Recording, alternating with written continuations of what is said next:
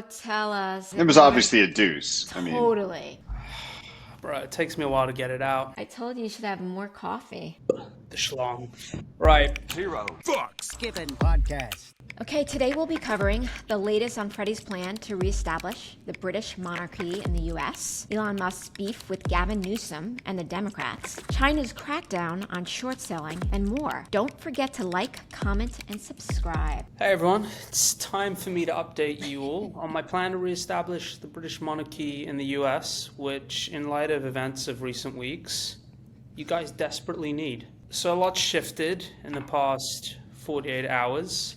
Biden has stepped down. Probably by now, or a couple days after, he has remembered that. But I want to touch upon something that actually the US has that we don't have in the UK. And, you know, I look at your electoral process and I think it's shambolic, but for star power. You know, we have like the odd famous person who might come on TV and opine on certain things politically. You guys have these conventions, and there's a few things about the Republican convention that I love. Number one, it turns out that Grindr has been getting downloaded and used off the fucking charts where the Republican conventions taking off. Now, I don't know if that is just everyone trying to hit up Peter Thiel, or it says something about the Republican Party that they're not going to admit. Wait, is this true? Is this actually true. No way. Actually true, Oh, yes. that's awesome. The Grindr Super Bowl. Gay dating app saw influx of users during Republican National Convention. Over 1,000 Grindr users reported an outage in Milwaukee while the RNC was underway. There you have it, reported by media, but featured prominently here. So who's the true party of the LGBTQ, right? Obviously the Republicans. Then the other thing you got going on is, like, you know, you have these speeches, which are awesome. Now, Hulk Hogan gets up there, rips his shirt off, and to my mind, you know, I think, Carson, you've had an experience where, like, people discussing spirit animals, but, like, to my mind, Hulk Hogan is Donald Trump's spirit animal. Like, they've got the same color skin, they've got the same color hair, I think they both crush puss, and they're both, like, buddy-buddy with Peter Thiel, right? Because Peter Thiel kind of did fund the Hulk Hogan Gawker action, so... Right. So that's what I was wondering with Hulk Hogan's speech there. Was this his way of repaying Peter Thiel for helping him get his revenge against Gawker? Very possibly. So I think that is something that British politics sorely lacks. Like, we might have Prime Minister's question time, but the idea of, like, just dudes getting up there oiled, ripping their shirts off amongst the, you know, spike in the Grindr usage, that's what American politics has got going for it. If it's okay, I want to make a serious comment though on Hulk not Hogan. okay. And that, Okay, fine. I know. What am I thinking? Like, why? But no, the moment that he ripped his shirt off, he was saying, when they tried to assassinate my president, Donald Trump. And that's something, it's so annoying when I see, and it happened almost immediately after the shooting, that, you know, like, people are putting out podcasts, going on social media about how they tried to assassinate Trump. And, you know, so far, I mean, it's this lone gunman. And I was actually saying this the day before the New York Times ran an article that, you know, sort of made the same point. But again, like, so little has come out. But based on the little that's come out, it almost seems more like a school shooter than somebody who's actually engaging in a political assassination. You know, it's like these school shooters, they all want to compete for notoriety in history. And I don't know. I mean, it's kind of hard, like, you know, the body count totals schools where they are. I mean, like, how do you distinguish yourself? You know, so if you're planning suicide by cop, basically, and you want to be remembered, you don't have to have a view as to, you know, politically. You just say, hey, I want to alter history. I'm going to try to kill either Biden, who looks like he did some research on his campaign events, or Trump, who...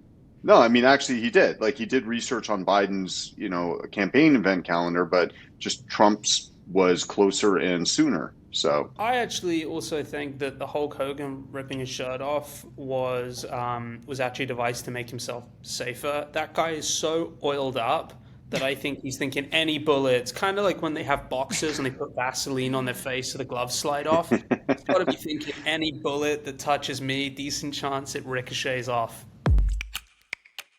While Hulk Hogan was fighting to rip off his shirt, Rudy Giuliani was fighting with gravity. The 80-year-old former New York City mayor and disbarred lawyer was seen falling on the convention's floor and onto a pile of chairs. Giuliani's spokesperson, Ted Goodman, told Newsweek over email that the former mayor is totally fine, adding, "No one works as hard as the mayor from the sun up to sundown."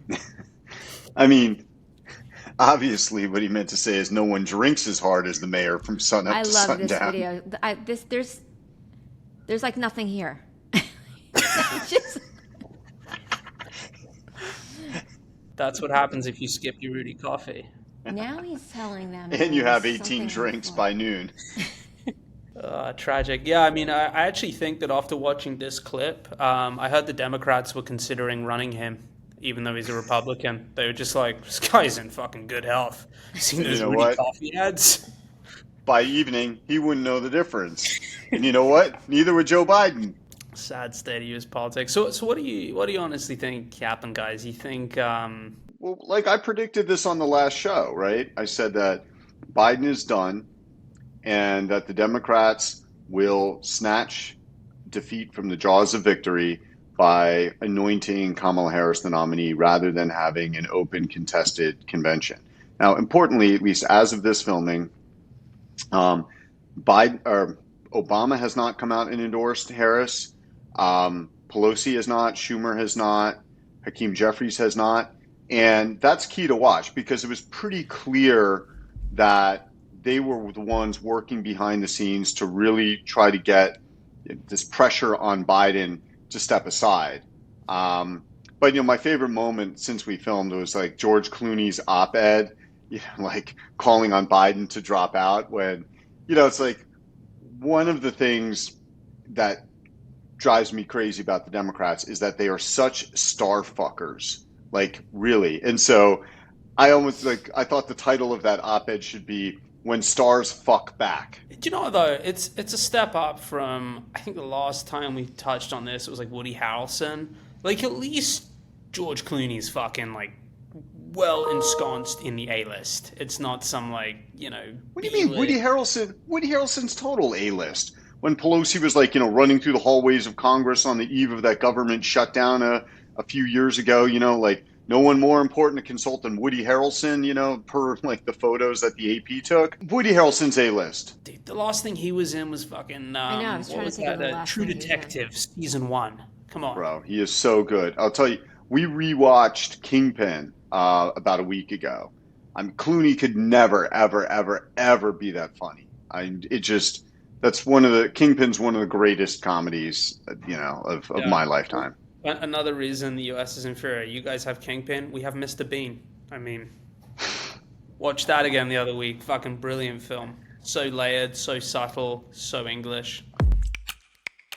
Elon Musk was busy making some announcements this past week. He announced that SpaceX and X are moving from California to Texas following the news Gavin Newsom signed a bill protecting transgender students. Musk also announced his endorsement of Donald Trump and pledged $45 million a month to be a pro-Trump super PAC. Do you think $45 million a month is less than his child support currently? Well, I think the question is whether he's donating it in Twitter shares or cash. Is he? So he's moving like the whole of the Twitter HQ, I guess. I doubt that. Yeah. Because when you did that with Tesla, moving the headquarters of Tesla, Tesla still kept a significant presence in California. I imagine that that's going to be the case, and this is more symbolic than anything. But maybe I'm wrong. But the best part of this whole thing was Newsom tweeted at Elon. Newsom tweeted, "You bent the knee," and Elon replied, "You never get off your knees." Dude, so good. Really? He's a funny guy. He doesn't get enough credit for everyone's focused on, he puts rockets in space, he's going to Mars. Like, he's genuinely one of the funniest corporate chieftains There is. I can't think of another CEO that I find amusing. Like, I genuinely think when he had that Bill Gates emoji he tweeted, the little pregnant dude thing, that was fucking brilliant. Yeah, but the thing is, I don't know that he's so much funnier than they are. They're all too scared. Okay, so like I remember I was talking to the CEO a couple years ago, CEO of a company, publicly traded, and he this was somewhat soon after Bob Kraft had been arrested for the massage parlor thing, and he goes, "Why did Bob Kraft have to go to the massage parlor?" I was like, "I don't know why, because it's too hard to jerk off with 6 Super Bowl rings." Then he goes, "You know who told me that joke? Bob Kraft." Dude, is this just a way for you to brag that you're hanging out with Steve Schwartzman again? That was actually Leon Black, bro. No, I kid. But anyway, they're funny. It's just Elon's much more liberated than they are, right? And he feels like, yeah, he can say whatever, which is nice. But he's definitely not the funniest CEO. He's just one of the very, very, very few who's not afraid to share their sense of humor publicly. Do you think as the woke movement dies off, which it really does feel like the pendulum is swinging back, do you think CEOs will get funnier? Or do you think it's just not on the radar for these guys to be funny? Well, the thing is, I don't think the movement is going to die out anytime soon. Is it receding? Yes, it's receding, but I mean, it is very deeply entrenched. And one of the issues you have is that in the foundation world, they've been hiring these kids out of Harvard and Yale for the past 15, 20 years. So the foundation world is filled with people who are zealous adherents to this dogma. And those foundations and then, have endowments, and they are, large shareholders. So I don't, I mean, they're going to push back loudly against almost any CEO who tries to kind of, show a little bit of personality and make jokes and, isn't, is obviously against the DEI movement. So I don't think we're really going to see the culture around what CEOs, around the public presentation of their personas. I don't think we're going to see the culture of fear recede anytime in the next several years, despite DEI having likely hit its high watermark. Oh, that's depressing. It is, but I heard a good one, and it's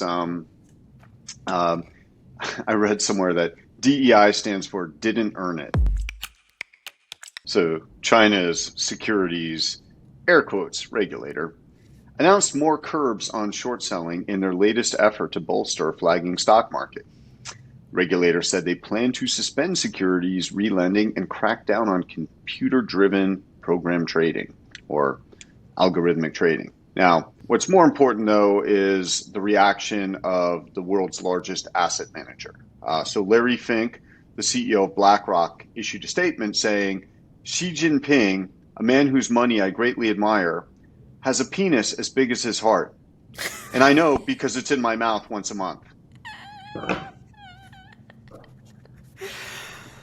So who are they actually going after? Are we going to see a bunch of fund managers that are taken away for meditation, or are they going to be hauling computers out and burning them? Is that what we're going to see? Yeah, because I think the fund managers got the message in 2015 when they all went on their meditation retreats, if they had been short.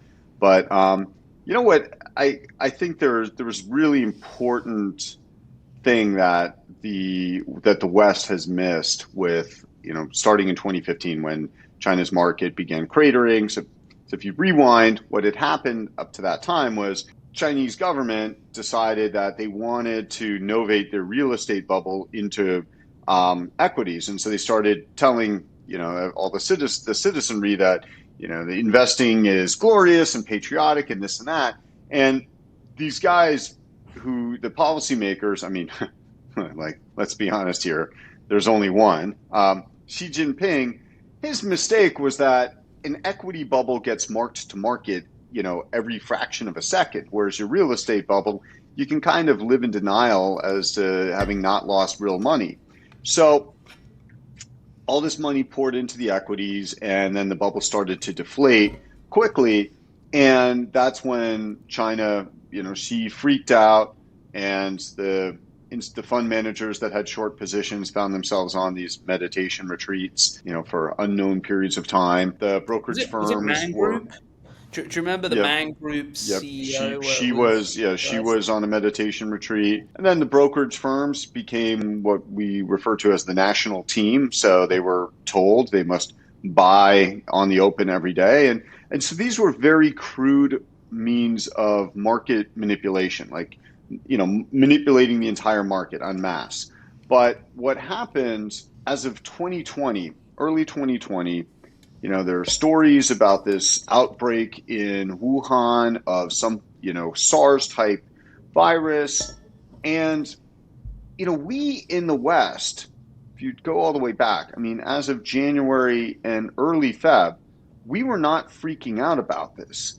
And I think that the reason, normally in the investment industry, finance industry, as dumb as so many of these people we've interacted with over the years, or had the pleasure of interacting with, are, so much better informed than the average person on the street, because you kind of have to be when, you're in the market. So in the financial markets, we really missed the COVID thing coming. And I think that's because the Chinese, between 2015, when they started the meditation retreat form of market manipulation, and 2020, had really figured out how to manipulate markets. So you saw both the mainland indices, had started to crater with COVID, but they'd fully recovered before in the West the cases started showing up. That was both Hong Kong and the mainland indices. So I think that was the Chinese government manipulating the markets to basically try to quell the panic, or the appearance of panic, in its domestic Chinese audience. And I think that is part of the reason why we were kind of lulled into this false sense of security at first when the COVID story started coming out. So they didn't fool you, because you went out and bought 600,000 things of loo roll, and 580,000 you still have. So yeah, no, I was very early in the toilet paper trade, because, like I always say, watch what they do, don't listen to what they say. So in this case, the indices were saying things were okay, but there were reports that in Hong Kong, everybody was running out of toilet paper. So it's like, all right, well, they're hoarding toilet paper in Hong Kong. Yeah, I better do the same thing. Sad thing is, if we'd have just put the Bill Ackman trade on, we could have used like $100 bills for toilet paper. Bill Hwang was found guilty of fraud by a Manhattan federal court following the 2021 collapse of his investment firm, which wiped billions of dollars off financial markets. The jury delivered a speedy conviction, finding Hwang guilty on 10 of 11 criminal counts. I did not know this. What was the one count he was not found guilty of? Yeah, actually, I didn't see that one specific. I haven't read the verdict itself, so I'm not sure. I was looking for reporting on that, but I didn't see any article that mentions the one count in which he was not found guilty. Do you know what I hope they did? I really fucking hope they read the not guilty count first. So he's sitting there, and they're like, yeah, count one, not guilty, and he's like, fuck yeah, Jesus is real. They're like, count two, guilty, count three, guilty, count. He's like, oh, fuck, should have hedged with a bit of Judaism, some Buddhism, and maybe throw in some Hinduism or something. How long do you think it'll take for his prayer beads to turn into anal beads? It's a good question, because if the sentence is not that long, he'll probably be in a minimum security, right? Yeah, but according to the movie Office Space, that's still a federal pound me in the ass prison. Really? They're saying, this is from the New York Times, he could spend the rest of his life in prison. So it's a shame that he helped put Credit Suisse out of business, because I'm pretty sure that if CS hadn't folded, they'd still be willing to prime him from the can. What do you mean? That they're just finding out that they still prime the Grace and Mercy Foundation. They're one of the bigger clients, actually. It's a showcase client. Yeah. So what do you think he gets? I mean, so Trevor Milton, I think, got about 3 years because the judge in his ruling just thought he was a little bit misled. Sam Bankman-Fried got closer to 20, right? Yeah. The judge in this case has been a real wild card, and there are some hooks there on appeal. Just in terms of, look, the judicial system is extremely deferential to the other participants in the judicial system. So it's very hard to get an appellate court to find reversible error on the part of a judge. But, they don't have the craziest arguments in some cases here. And we've talked about some of those things that made us uncomfortable about the trial. Like, I always believed him to have been guilty of manipulation just with respect to GSX. However, I didn't like the way that the trial was unfolding. I didn't like the way that the judge was putting his fingers on the scale either. So the judge is a wild card in this case, but he seems to be pretty pro-prosecution versus pro-defendant here. So I'll go with 25 years. Okay. I think one thing that's really going to count against this guy, because most white-collar dudes, probably not a high chance of reoffending, but Bill, this is his second fucking strike, so... Actually, that's true. That's a very good point. So, yeah. If I think about that, I think I'm going to up it to 30. I think the judge will seize on this being the second time that he's been, that he's had a legal formal determination of wrongdoing. I think the judge will go to 30.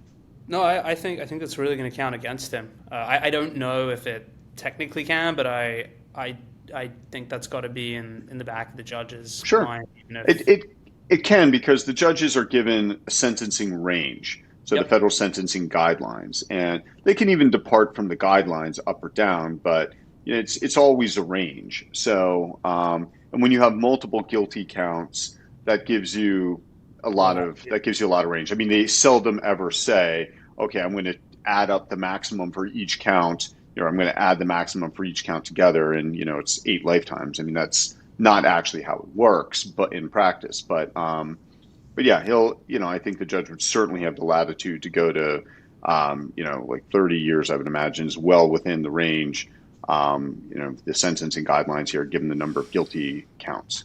No, eight lifetimes would be horrific, because then he'd be as old as Krista by the time he got out. That would be terrible.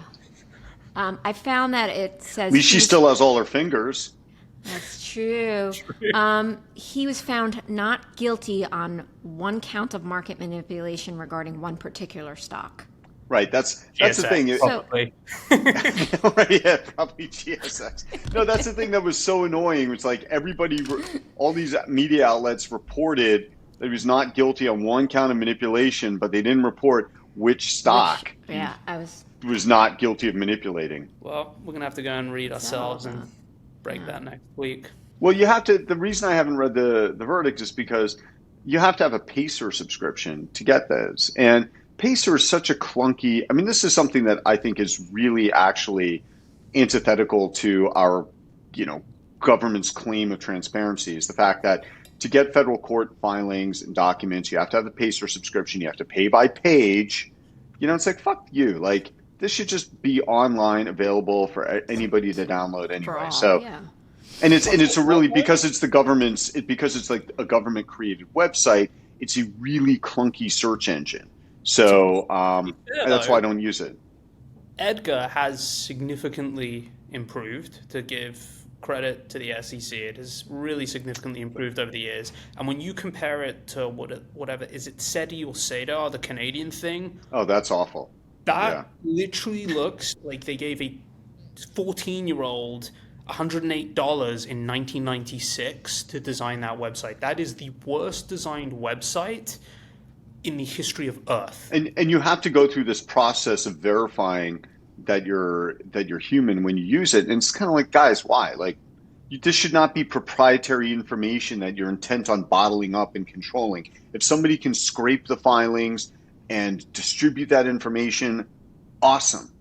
Like, why should this be? Yeah. So, yeah. Anyway, that's a gripe I've long had with SETI. I mean, it goes all the way back to or CEDAR with the Canadian system, because that goes all the way back to Sinoforce, because they've been public for 16 years, and I read literally every single filing that the company had made over 16 years. And so every fucking time I go to CEDAR, I go through the process to ensure that I'm not a computer. It took a long time just to download those.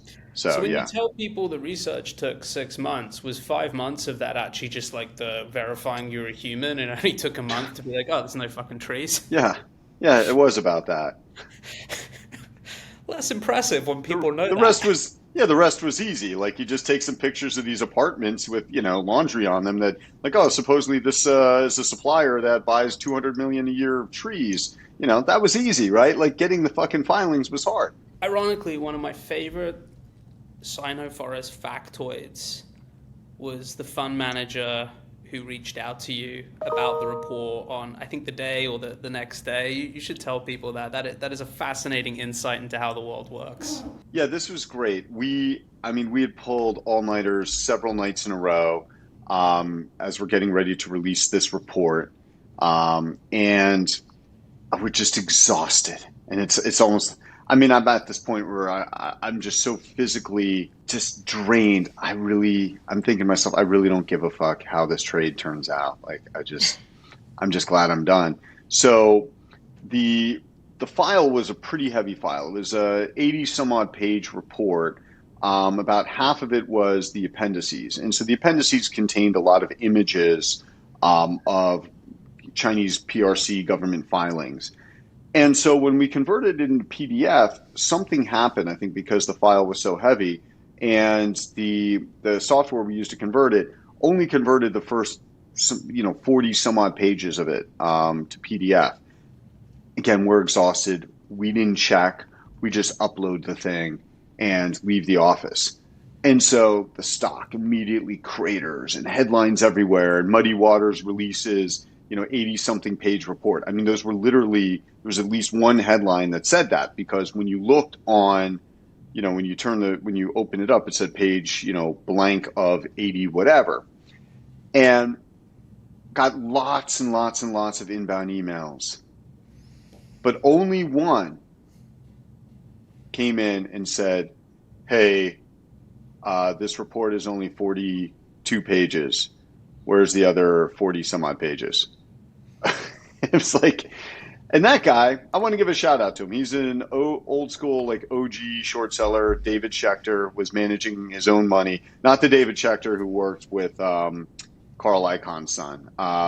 But yeah, a different David Schechter. He's the only one who actually thought it was important to try to read the goddamn thing to the end. So, yeah, just a great anecdote on the way the buy side worked as of 2011. And today, I think people don't even read past the first few sentences. Yeah, I think sometimes it's like, hey, your tweets are numbered 1 of 8, and there's only 6. Why bother reading the report? In San Francisco just recently, a crazed homeless person attacked a tourist and was menacing him with a blowtorch. He was saved by 2 completely naked men. Now, the SF Standard, which reported this, referred to those men who saved him as nudists. And it turns out that the Standard got this wrong. They were actually defunded San Francisco cops. You still got your baton, right, guys? And the thing is that there's also in the details of this article that this homeless person had been for years a problem in that neighborhood, and one of the stores actually had gotten a restraining order against him, but they didn't renew it because it was too expensive. And so when you read that, it's my God, mind-blowing. I know, I read that and I was like, you gotta be fucking kidding me. Of course. Oh, I've got the video. Yeah, the video is great. There's the naked dude. Boom. Here come the cops. I love the beard slap. An upward slap to the guy's beard. Go wash your hands. Well, so one of the questions I had, he was referred to as like a kind of angry pirate guy. And as everyone knows, there is actually a sexual practice called the angry pirate, where you whip it out, spunk in her eye, and kick her in the shin, and then she's going, arr, arr, arr. What? Everyone knows this. I don't need to go through the details. No, I hadn't heard that one. I mean, I have not. I don't know. I remember the filthy Sanchez, the rusty trombone, the Hitler, all that. But the angry pirate, nah.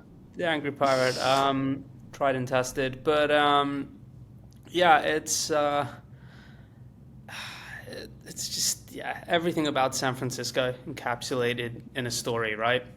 Well, especially, okay, so that was reported by the SF Standard, and, you know, unless you want to be the least successful newspaper in San Francisco, you have to downplay, like, this guy's, you know, just how insane he is, and you call him a crazy kind of pirate guy instead of, you know, a fucking homeless guy on the street who, like I said several months ago, you know, there's a fix for all of this. I bet it's not providing them with therapy. It's called jail. Put them in jail. I bet what they wanted to title the article was "Police Brutality Not Captured on Body Cams."